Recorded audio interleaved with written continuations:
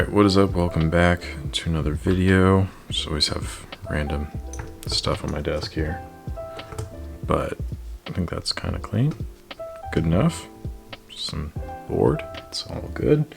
Let me pour some coffee and then we'll get into it. It's a very delicate procedure, but I'm nailing it. Alright, cool. And the best part about that is it's off screen, so you just have to believe me. All right, this video is going to be a quick, short thing.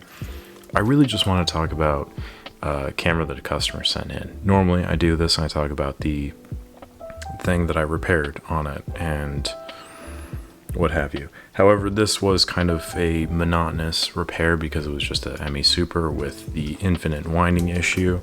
So I fixed that. And we've seen it 1,000 times. But if you are curious, I think I might have... Nope, I don't. Usually I have like a mirror box just sitting around that I could demonstrate for you, but I don't, so just have to check out any one of my other 1,000 videos on it there. I might just make another one off of this, but anyway, that's not what this video is about. This video is about this. The camera itself and the lens. I normally don't talk about the things that customers send in, except for the cameras, but sometimes people include their lenses, which is great. You don't have to, because I have more than enough lenses for all different lens mounts, so I can test the cameras and all that stuff. But this customer did send it in, and I'm very thankful for that, because I think this might just be the perfect ME Super setup. Now hear me out. I, for the longest time, have been looking for some penultimate camera, because as one that kind of accrues a lot of garbage, as one could say, I have a lot of things, and I like the idea of the simplicity of owning just a couple of items. One of my friends has like 2 cameras, and he's one of my favorite people, but also just the mere fact that he only needs the 2 cameras and can work within those confines, I think is fantastic. I don't think I will ever be that way necessarily. I'll always have an abundance of cameras because I like shooting. I like shooting 16mm. I like having old digital cameras. I like having motion picture cameras. I like having film cameras. I like having weird things that I can show people just for a quick goof. And it's a problem. I admit that. However, the impetus to the idea is that I just want a thing that will work and will do the thing well, if that makes sense. And for a very long time, that was, and still kind of is, the ME Super. It's very compact, it's easy to travel with, and the ease of use is just insane. The auto mode is fantastic, and it makes just quick snapshots out the window of a moving car very easy, even if hypothetically, say, you are driving. The lens mount, the K mount, is one of my favorites. It has just this wide utility of lenses, and one of which, for the longest time, was my favorite, is the 40mm, the 42/8 pancake lens that I have. And I thought that was the ultimate pairing, was that 40mm with an ME Super, unstoppable, because it literally could just fit in your pocket. It's a full SLR system that you could just shove in your pants pocket, and it would be a tight fit, but so are most phones these days. However, I'm looking at this setup, and I think I like it just a little bit more. Now, the problem is, it's a zoom, and a lot of people don't really particularly care for zooms, and I don't really blame them, because so many of them end up looking something like this. This was also sent in by a customer, so I'm not trying to dog on the fact that it was sent in. But this is a JCPenney multi-coated optic lens, so it's just kind of a third-party tier lens that JCPenney paid to have their name chiseled on, and it's let's see, what is this? An 80-200 with a probably pretty limited macro setting, 4.5. This is pretty standard affair. You can pick one of these up for maybe $5. They're pretty plentiful. But it's big, it's bulky, it's slow. It could also be used as a weapon for blunt force trauma. So not everyone's ideal thing, because a lot of people like something that's going to be more compact, something like this Canonet here, for instance. It's very slim. It has just a small little lens you can put in your pocket very easily. It's not going to take up too much room in your bag.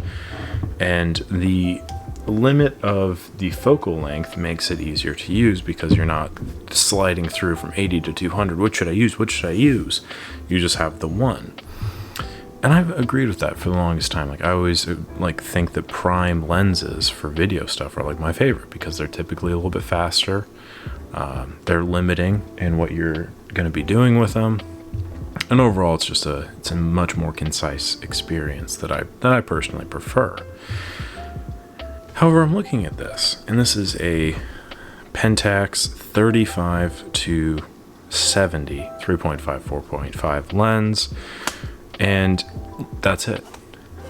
It's perfect, I think. You have your 35, which is a great wide-ish lens. It's not too wide. You're going to be seeing a lot of distortion. You have the 50, which is very standard, and then you have a 70, which is just a little bit of a longer focal length. This is going to be perfect for portraits. Anywhere in that 60 to 80 range is really ideal for portraiture work because you don't have to stand too far away from your subject. And there's also going to be a very harsh fall off. Your depth of field will be very sharp, and that's very pleasant to look at. There's not going to be too much facial distortion, all of this stuff. So this little range of lenses here is perfect for most things. 35 is great for landscape, wider stuff. 50 is good for just kind of standard things, and 70 is good for portraits. Also good for some things that are a little equidistance farther away. All this paired on an ME Super, it is still fairly compact. And for reference's sake, here is just a standard ME Super with a 50 f2. And you'll notice that, yeah, this is obviously a little bit bigger, but the utility of this system is just that much more. You have other focal lengths to pick from. Yes, the lens is going to be a little bit slower, but honestly, it's a stop. From 2 to 4 thereabouts, that's only about a stop difference, or 2.8 4. It's not the end of the world, I think. I see this, and I think that there's just a lot more use case out of this than there is this. Now, this I do prefer just in general because the limitations of the system would ultimately benefit in the quickness of capturing that moment, so to speak. But I do think that this overall offers much more utility.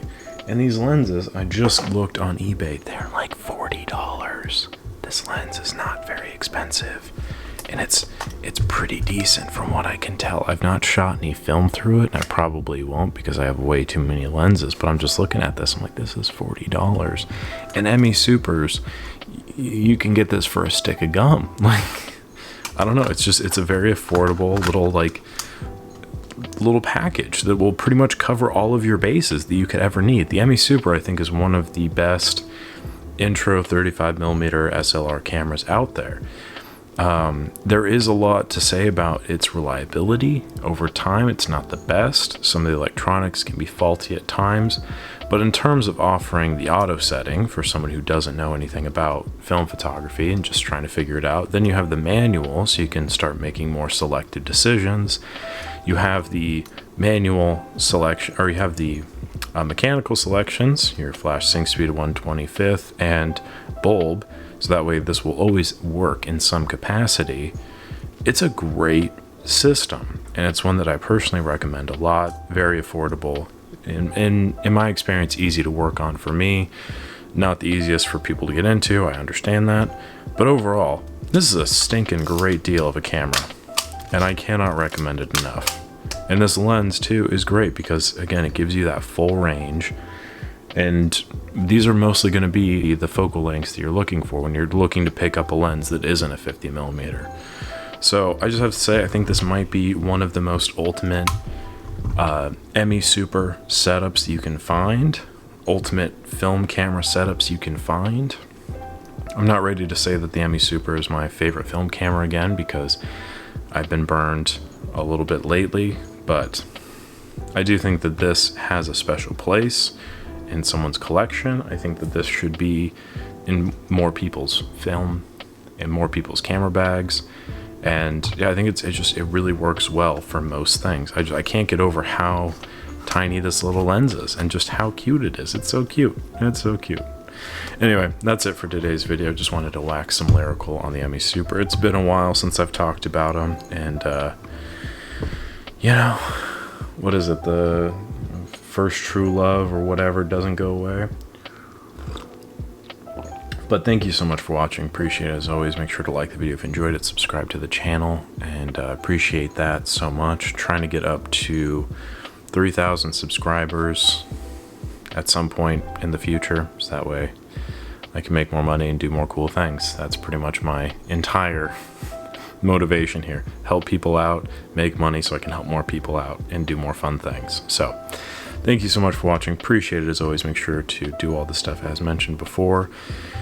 Have you thought of shooting with this camera? Let me know down below. What do you think about this lens? What focal length is your favorite? I'm really liking the 40 right now still. But that 28, I really do love a good 28, but I don't know. I'm also kind of digging the longer focal lengths too. I'm conflicted. I got a lot going on. So we'll talk about that all in a future video, I'm sure. Thank you again for watching. Catch you on the next one.